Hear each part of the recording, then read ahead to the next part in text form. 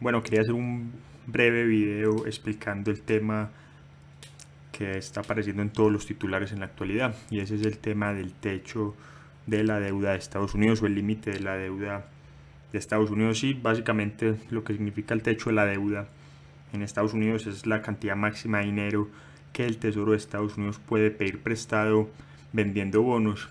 Y el problema que hay en la actualidad es que el gobierno federal de Estados Unidos ya llegó a ese límite y legalmente no puede emitir más bonos a menos de que el Congreso, a menos de que el gobierno se ponga de acuerdo, los demócratas y los republicanos se pongan de acuerdo y suban ese techo de la deuda o lo suspendan temporalmente.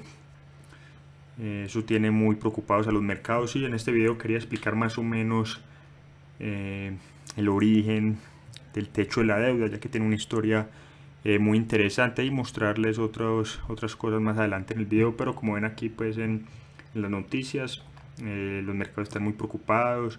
Janet Yellen, la secretaria del Tesoro de Estados Unidos, ya anunció que si el techo de la deuda no se sube, Estados Unidos no va a poder pagar algunas obligaciones que debe pagar, por ejemplo los que reciben cheques de seguridad social, Medicare, los gastos militares. Es decir, Estados Unidos necesita vender bonos para poder pagar estos gastos. Más adelante vamos a ver esto con un poquito más de detalle, pero básicamente lo que Janet Yellen dijo fue que Estados Unidos está ejecutando un esquema Ponzi. Es decir, Estados Unidos necesita emitir más bonos para pagar los bonos viejos. Eso es básicamente un esquema Ponzi, pero bueno, más adelante vamos a hablar de eso.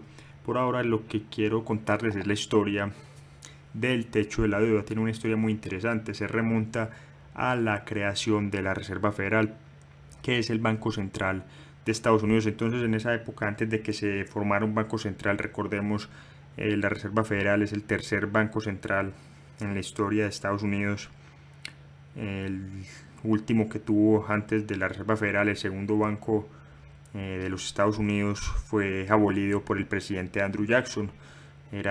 Fue el fundador del Partido Demócrata, era un jeffersoniano, seguía las ideas de Thomas Jefferson con respecto a gobierno limitado, estaba en contra pues del impuesto sobre la renta, en contra de la deuda pública, en contra del Banco Central. Es decir, quería menos Estado y más libertad. Así que Andrew Jackson formó el Partido Demócrata, que curiosamente hoy es todo lo opuesto. Hoy es el partido prácticamente socialista de Estados Unidos, pero en su momento el Partido Demócrata era un partido libertario, era el partido de Andrew Jackson, que seguía básicamente las ideas de Thomas Jefferson. Entonces Andrew Jackson fue el último presidente, de hecho, que pagó la deuda pública de Estados Unidos. Y más o menos creo que en 1830, por esas épocas, Andrew Jackson logró abolir el segundo banco de Estados Unidos. En su lecho de muerte incluso se dice que cuando le preguntaron cuál fue su mayor logro, él dijo: yo maté al banco. Una frase que quedó inmortalizada para los que admiran al presidente Andrew Jackson. Y bueno, entonces volviendo al tema, de la Reserva Federal se creó en 1913, y entonces Estados Unidos tuvo más de 70 años sin banco central, y hubo muchos debates con respecto a la creación de la Reserva Federal. Muchas personas tenían una preocupación muy válida, que era: bueno, pero si creamos este banco central que va a poder básicamente crear dinero de la nada, que va a poder monopolizar la creación de dinero, porque antes de la Reserva Federal existía un sistema de banca libre, donde cada banco tenía reservas de oro y emitía papel moneda con respaldo en oro. Pero bueno, la Reserva Federal iba a monopolizar todo este sistema bancario, iba a monopolizar la creación de dinero, y la preocupación era que si se le daba este poder a un banco central que detenía a los políticos de turno a usar este banco central para financiar sus déficits. Es decir, los políticos en un futuro podían usar la Reserva Federal para imprimir dinero, para financiar sus programas, para emitir bonos y obligar al Banco Central a que comprara estos bonos, y así pudieran los políticos ser reelectos y hacer todo tipo de promesas ridículas a los votantes, jugar a ser Santa Claus y este tipo de cosas. Esa era la preocupación.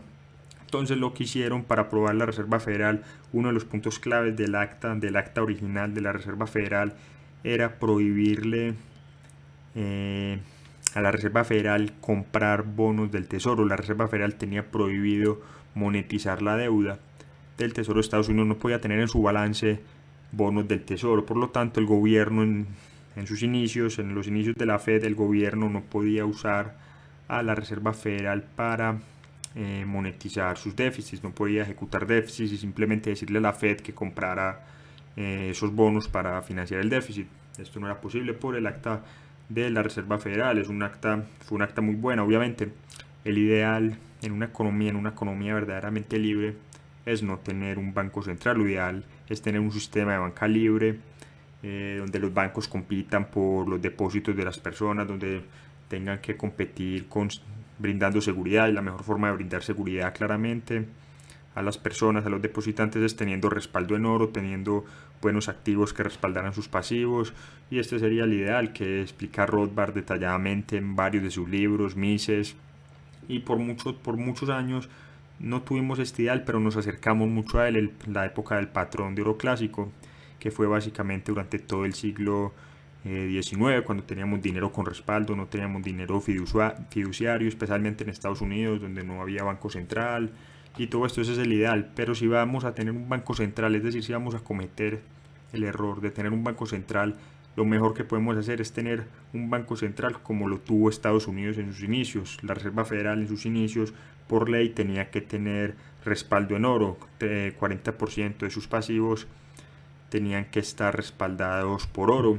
Y aparte de eso, lo que ya decíamos, tenía prohibido comprar bonos del tesoro. Y por supuesto está todo el asunto de que tenía que ser independiente, no podía ni siquiera recibir llamadas del secretario del Tesoro, tenía que ser completamente independiente del Tesoro y todo esto. Es decir, si un país va a tener un banco central, al menos que cumpla con estas condiciones: respaldo en oro, prohibido monetizar los déficits del gobierno, es decir, incluso prohibido tener bonos del Tesoro, y total independencia, que los políticos no puedan politizar el Banco Central, obligarlo a crear inflación, aumentar la oferta monetaria y todo esto. Y Estados Unidos cumplió las tres condiciones. Hubiera sido mejor que no tuvieran la Reserva Federal, pero si la iban a tener, entonces al menos ponerle estas limitaciones, ¿cierto? El problema, lo interesante aquí es que es el problema con tener un banco central: a la larga tiende a romper estas cadenas. El gobierno en sus inicios lo encadenó a ciertas limitaciones, pero tan pronto, es decir, el año siguiente, de hecho la Reserva Federal fue establecida en diciembre de 1913, en 1914 estalló la Primera Guerra Mundial, y por varios años Estados Unidos no se involucró en la guerra, Estados Unidos se mantuvo alejado, pero en 1917 Estados Unidos decide involucrarse en la guerra, y los políticos comenzaron a ejercer presión sobre la Reserva Federal, a ejercer presión en los debates políticos para enmendar el acta de la Reserva Federal y permitirle comprar bonos del Tesoro. Es decir, los políticos querían que usara la Reserva Federal para financiar los gastos de guerra. Después de todo, es una guerra muy costosa. Si las personas tienen que pagar impuestos para financiar la guerra, la mayoría de las guerras sencillamente no ocurrirían, las personas se opondrían a esto. Lo más sencillo, políticamente hablando, es financiar la guerra a través de la inflación, es decir, usar el Banco Central para comprar los bonos del gobierno, y eso es lo que querían los políticos. Entonces hubo en esa época muchos debates de este tema para enmendar el acta de la Reserva Federal, y finalmente la enmendaron. Le permitieron, a partir de 1917, le permitieron a la Reserva Federal comprar bonos del Tesoro, pero entonces surgió otra duda. Entonces los políticos dijeron: bueno, pero si le permitimos a la Reserva Federal hacer esto, es que vamos a tener un problema inflacionario en unos años. ¿Qué va a pasar? ¿Cuál va a ser el límite? Es decir, la Reserva Federal va a poder imprimir todo el dinero que quiera, va a poder comprar todos los bonos que quiera con dinero creado de la nada. ¿Cómo nos protegemos de este escenario? Entonces lo que se les ocurrió es: bueno, vamos a permitir que la Reserva Federal monetice la deuda, tenga bonos del Tesoro, pero vamos a ponerle un límite, vamos a ponerle un techo a esa deuda. Esa deuda no va a poder ser mayor a X cantidad, y ese es el origen del techo de la deuda. Por supuesto, este techo de la deuda no limitó en lo más mínimo al gobierno federal en su capacidad de endeudarse. Siempre que el gobierno se ha acercado a este techo, a este límite, lo único que hace es que lo suspende o lo sube. Si el techo de la deuda era 1 billón, Entonces lo suspendían o lo subían a 2 billones. No, ya no, el límite ya no es 1 billón, ya podemos endeudarnos hasta 2 billones y así. Es decir, el mismo gobierno decide cuál es el techo de la deuda. Por supuesto, esto no es un techo, es decir, si cada vez que llegamos al techo simplemente lo subimos o lo suspendemos, pues qué clase de techo es este. Y eso es lo que ha ocurrido en los últimos años. De hecho, aquí en Wikipedia, que explica muy bien la historia de eso y las crisis que ha tenido Estados Unidos debido a los debates por este techo de la deuda, creo que desde 1960 han suspendido el techo de la deuda más de 70 veces. Lo han suspendido o lo han aumentado, pero bueno, en fin, esta es la historia del techo de la deuda. Esta otra cosa que les quería mostrar era lo de Warren Buffett. Lastimosamente, siempre que Warren Buffett abre la boca para hablar de temas políticos o económicos, muchas personas, yo incluido, que admiramos su estilo de inversión, admiramos su frugalidad y su forma de ser, es decir, no nos gusta cuando habla de estas cosas, porque es un genio en todo lo demás, pero lastimosamente cuando se trata de economía o de política, uno no sabe si de verdad estas son sus opiniones o simplemente quiere que los medios de comunicación lo quieran, que el público en general lo quiera, que vean que pues, es muy convencional, es como la opinión popular. Pero bueno, lo que dice Warren Buffett es que es un error tener un techo de la deuda, es un error en primer lugar tener un techo de la deuda, y lo dijo hace una década. Y el problema es que sí, técnicamente Warren Buffett tiene razón, es decir, ¿para qué tener un techo de la deuda si cada que se llega a ese techo, a ese límite, simplemente lo suben? Pero la solución de Warren Buffett no es, no es la que yo propondría, es decir, él dice que no debería existir un techo de la deuda, que lo mejor que se puede hacer es permitir que el gobierno simplemente se endeude todo lo que quiera. Y eso es un error. Warren Buffett tiene razón en criticar el techo de la deuda, pero por los motivos equivocados. No debería existir un techo de la deuda, pero porque no debería existir deuda en primer lugar. Es decir, el gobierno no debería tener permitido endeudarse más allá de para cualquier emergencia y por un periodo muy corto de tiempo. Es decir, los mismos padres fundadores, Thomas Jefferson, estaban contra de todo esto. Aquí tengo una de las frases de una presentación. Sí, Thomas Jefferson estaba en contra, decía que era injusto que se aumentara la deuda pública y que las futuras generaciones tuvieran que pagar el endeudamiento presente, y tiene sentido, porque lo que ocurre es que en la actualidad nos estamos endeudando 10, 20 o 30 años, y muchas de las personas que están apoyando estas medidas las apoyan porque saben que en 10, 20, 30, 40 años ellas no van a estar aquí, no van a tener que sufrir las consecuencias de esas pésimas decisiones. Es todo lo contrario del enemigo político de Jefferson en ese entonces, de Alexander Hamilton, que apoyaba una deuda pública enorme, apoyaba un banco central, un impuesto sobre la renta y todo eso. Pero Jefferson no, Jefferson estaba en contra. Jefferson comprendía los males de la deuda pública, tasas de interés más alta, inflación, monetización de la deuda, etcétera. Bueno, por otra cosa que les quería mostrar de este artículo de CNBC que salió hoy, es que dice que Estados Unidos nunca ha incumplido en sus obligaciones de deuda, y esto por supuesto es una mentira. Es decir, hace 50 años, estamos en el 2021, hace 50 años, en 1971, Estados Unidos, en un anuncio televisado donde salió Richard Nixon, el presidente en ese entonces, le admitió al mundo entero que Estados Unidos estaba en bancarrota y que no iba a poder cumplir con sus obligaciones de deuda. Bueno, ahora muchos de ustedes seguramente están preguntando de qué estoy hablando, cómo así que Estados Unidos se declaró en bancarrota. Y sí, los que conocen de historia saben que luego de la Segunda Guerra Mundial, muchos países se reunieron en Bretton Woods y llegaron a lo que se conocería luego como los acuerdos de Bretton Woods.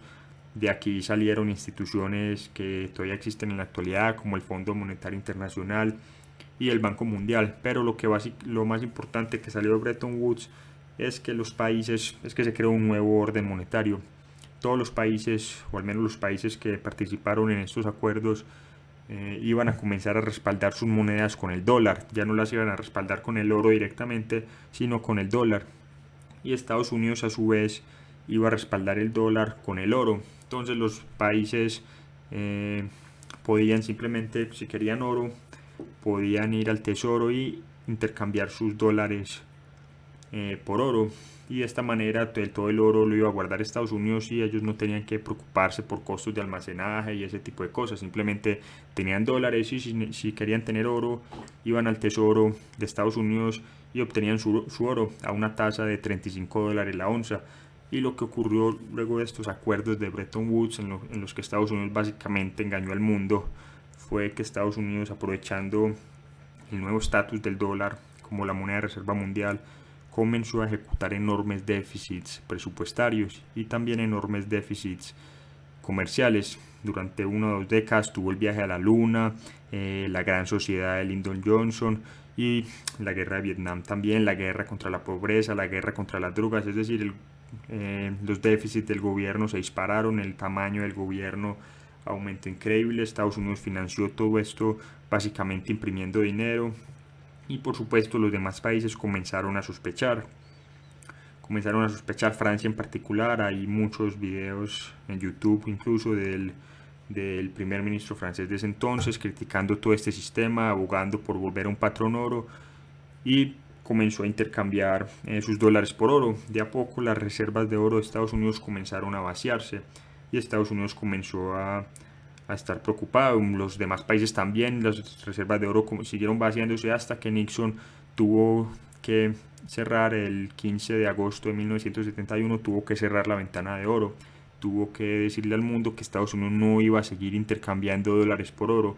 ¿Por qué? Porque se iba a quedar sin oro. Estados Unidos había emitido demasiados dólares, había expandido demasiado la oferta monetaria y no tenía suficiente oro para seguir honrando su promesa de intercambiar oro por dólares a una tasa fija de $35 la onza. Entonces esto fue un default de Estados Unidos. Estados Unidos básicamente se declaró en bancarrota.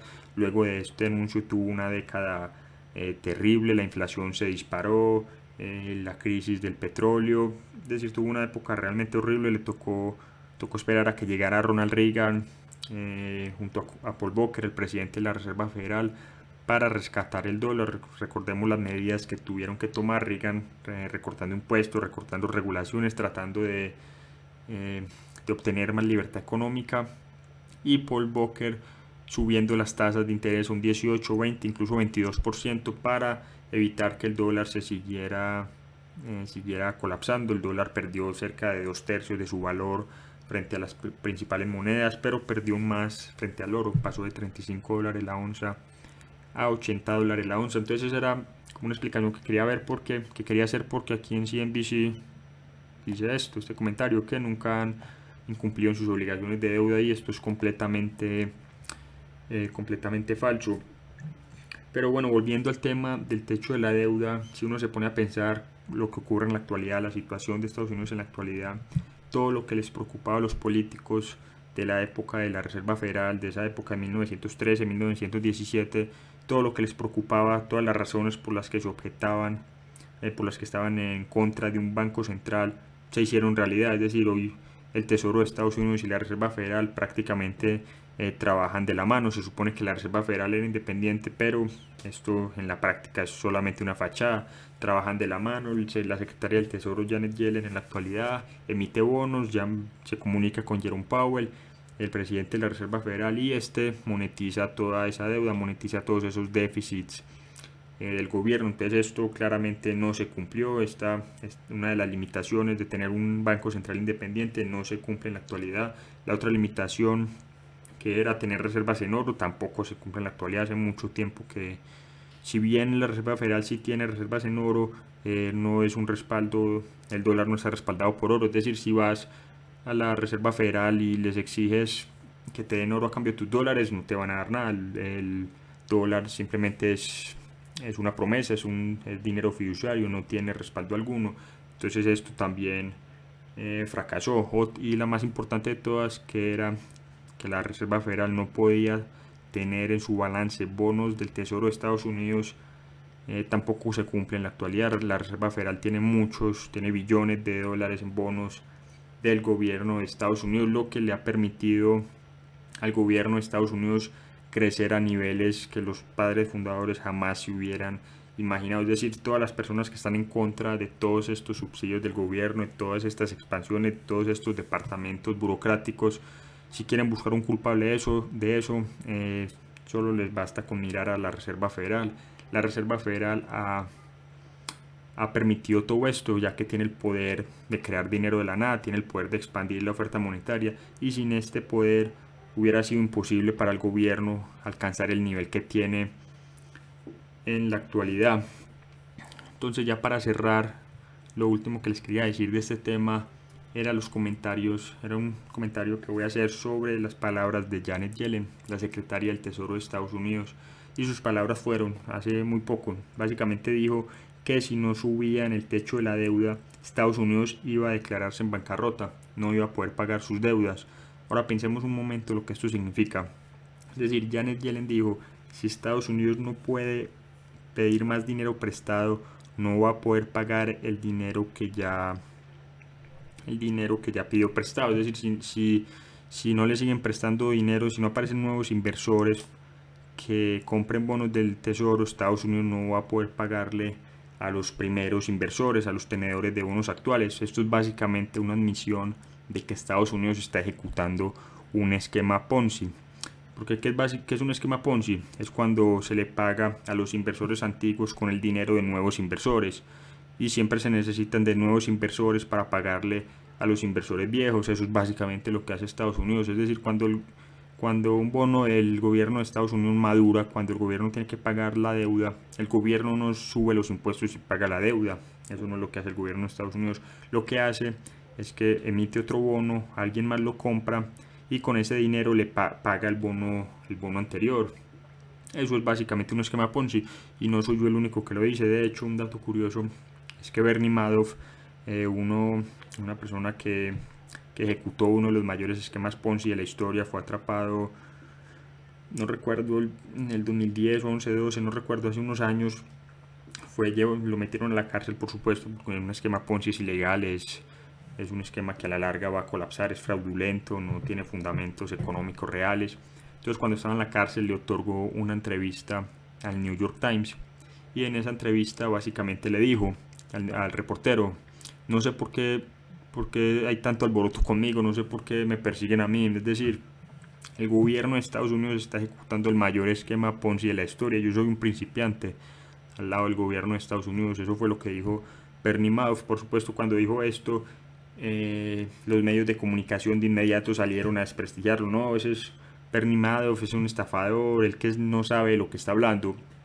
Pero si te pones a pensar, si de algo sabe Bernie Madoff, es de esquemas Ponzi. Él sabe cómo es un esquema Ponzi con tan solo mirarlo, sabe cuál es un esquema Ponzi, y él sabe que lo que está haciendo Estados Unidos en la actualidad es un esquema Ponzi. Por eso Janet Yellen sabe que si no suben el techo de la deuda, Estados Unidos no va a poder pagar la deuda, sabe que esa deuda no se va a pagar aumentando los impuestos. De hecho, aquí tenemos la situación financiera de Estados Unidos. Esta es la deuda de Estados Unidos, 28 billones. Por supuesto, acá no están los ítems como seguridad social, Medicare, Obamacare y otros ítems que no están en el balance, que si se incluyen, esto subiría a 100 billones o 150. Incluso he visto personas que estiman que podría llegar a 200 billones. Estos son los impuestos que recolecta Estados Unidos, 3.8 billones. Y esto es lo que está gastando en este momento Estados Unidos, es decir, está gastando 6.8 billones. Este es el déficit actual, es decir, Estados Unidos está en una situación muy precaria. Es un esquema Ponzi increíble. La única razón por la que ha podido ejecutar esto por tanto tiempo es porque el dólar tiene el estatus de la moneda de reserva mundial.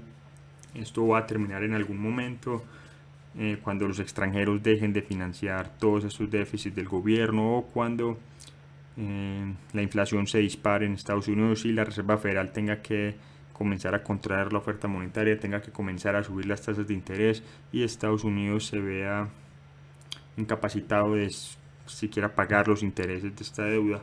Pero eso no se sabe bien cuándo va a pasar. En cualquier momento la inflación se puede disparar, el problema de Evergrande. Es decir, cuando tenés una burbuja, una economía basada en burbujas de activos, uno nunca sabe cuál va a ser el alfiler que va a reventar esa burbuja, pero en cualquier momento ese alfiler va a aparecer, ya sea una subasta de bonos del tesoro donde nadie se presente, y de un momento a otro las tasas de interés suban y la Reserva Federal no pueda controlarlas, o o un colapso como el de Lehman en el 2008. Cualquier cosa puede reventar esa burbuja, pero bueno, nos mantendremos pendientes a ver qué ocurre con el tema de la deuda de Estados Unidos. Eso es todo por este video.